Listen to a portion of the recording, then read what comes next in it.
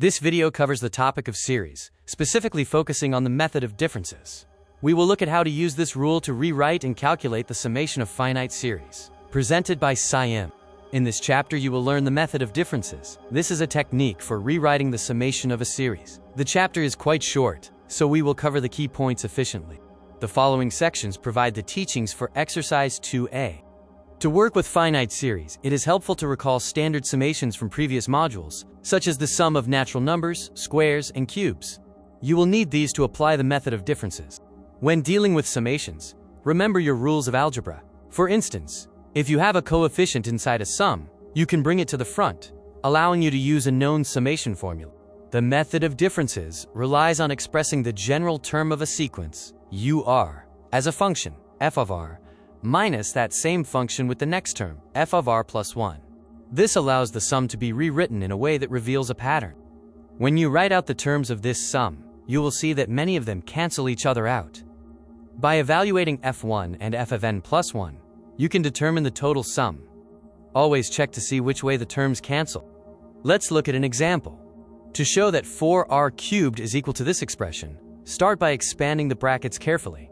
Grouping the terms will reveal that everything except the cubed terms cancels out. Once you have that relationship, write out the first few terms and the last term for the summation. You will see the middle terms cancel out, leaving you with a final sum that can be simplified. We can also use this method for fractions. First, verify the identity shown here by finding a common denominator and simplifying the numerators. Using that identity, write out the terms of the summation. You will see that the terms cancel systematically. Finally, simplify the remaining expression to find your answer. For more complex fractions, start by factorizing the denominator and using partial fractions to express the term as a difference of two separate fractions. Solve for your constants a and b. After finding your values for a and b, substitute them back into the expression. You can then swap the fractions and factor out the constant to make the summation easier to handle.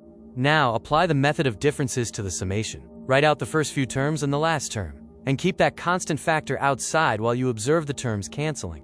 Finally, simplify the remaining terms inside the brackets. Once you combine the fractions and perform the final arithmetic, you will arrive at the simplified sum for the series.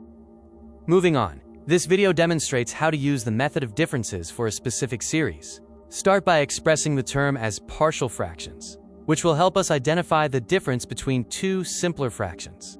In this specific case, the terms cancel differently, affecting two positions earlier and later. This is why we need to be careful when writing out the terms of the series. Next, to compute the sum, we must group the remaining fractions by creating equivalent denominators. Multiply the terms accordingly and carefully simplify the resulting expression to find the final form. To find the sum of terms from 21 to 30, we calculate the sum from 1 to 30 and subtract the sum from 1 to 20. By substituting these values into our formula, we can perform the final arithmetic. To summarize, the method of differences is a powerful alternative for finding the summation of series.